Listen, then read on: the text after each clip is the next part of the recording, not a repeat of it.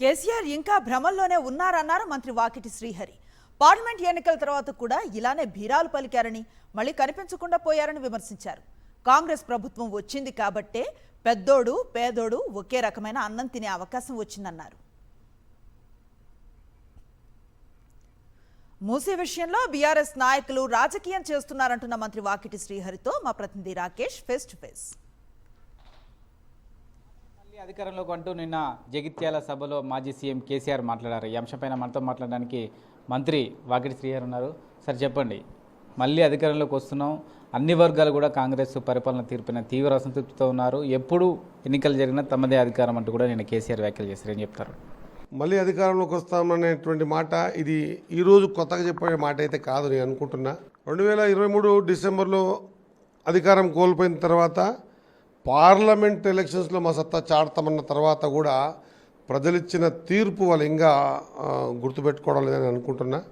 ఆ తర్వాత జరిగినటువంటి బై ఎలక్షన్స్లో కానివ్వండి, ఏదైతే నేను అనుకుంటున్నా జూబ్లీ కానీ కంటోన్మెంటల్ కానీ ఈ ఎలక్షన్స్లో కూడా ప్రజలిచ్చిన తీర్పుని ఇంకా వాళ్ళు గుర్తుపెట్టుకోవడం లేదు. ఇంకా వాళ్ళు మేము ఏం చెబితే అది ప్రజలు నమ్ముతారు, ఏం చెబితే అది ప్రజలు విశ్వసిస్తారు అనేటువంటి భ్రమల్నే ఉన్నారని అనిపిస్తూ ఉంది. ఆ తర్వాత జరిగినటువంటి సర్పంచ్ ఎలక్షన్స్లో కానీ, ఆ తర్వాత జరిగినటువంటి మున్సిపాలిటీ ఎలక్షన్స్లో కానీ, ఏ ఎలక్షన్స్ తీసుకున్నా కూడా మరి ప్రజలు ఇచ్చిన తీర్పే రెఫరెండం అని కూడా కేటీఆర్ గారు కొన్ని సందర్భాల్లో అన్నారు. మరి ఏ రెఫరెండం పెట్టుకుని మనం ఆలోచన చేయాలి? ఇప్పుడు 10 సార్లు అన్నారు, 11వ అన్నారు. నేను అనుకుంటున్నా వాళ్ళ మాటలు విశ్వసించి ఆనాడు ప్రజలు అరే ఉండాలనేమో అని అనుకున్నారు తప్ప ఇప్పుడు ప్రజలందరూ కూడా అవగాహనకు వచ్చారు. ఉద్యోగాల విషయం రెచ్చగొట్టే మాట్లాడుతారు. ఉద్యోగస్తులకు గతంలో ఎన్నెన్ని నెలలు బకాయిలు పడ్డారన్న విషయాన్ని మర్చిపోయినట్టున్నారు. ఆ తర్వాత కూడా ప్రమోషన్లు కానీ, ట్రాన్స్ఫర్లు కానీ, స్పౌస్ కేసులు కానీ ఎంత ఇబ్బందులు పెట్టారన్న విషయం ఉద్యోగస్తులు గ్రహించారు. కాబట్టే కాంగ్రెస్ పార్టీకి ఆశీర్వాదం చేసినారు.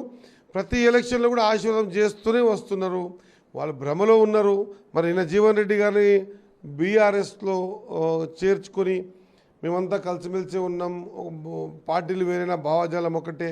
ఎస్, మరి పార్టీలు వేరే భావజాలం ఒకటే కలిసిమెలిసి ఉన్నప్పుడు ఇదే పెద్దలు జీవన్ రెడ్డి గారు ఎన్నో సందర్భాల్లో ఎన్నో ప్లాట్ఫామ్స్ మీద ఇదే కేసీఆర్ గారిని బీఆర్ఎస్ని బొందబెట్టాలి, అసలు యాక్చువల్గా తెలంగాణ ప్రజల మనోభావాలను దెబ్బతీసే విధంగా వీరి రాజరికం ఉందన్నటువంటి ఆ పెద్ద మనిషినే ఈరోజు మీరు చేసుకొని అంటే మీతో చేర్చుకోగానే అన్ని మాఫీ అయినాయా? మరి నాకైతే అర్థమైతే లేదు.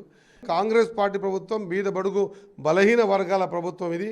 పోతే వాళ్ళు ఇంకా అదే భ్రమలో ఉన్నారు, మళ్ళొస్తామని ఏమాదిగా పార్లమెంట్లో, బై ఎలక్షన్స్లో, మున్సిపాలిటీలో, గ్రామ పంచాయతీల ఎలక్షన్స్లో అట్లే అనుకుని ఏ విధంగా భంగపడ్డారో రాబోయే రోజులు ఆ విధంగా భంగపడతారు.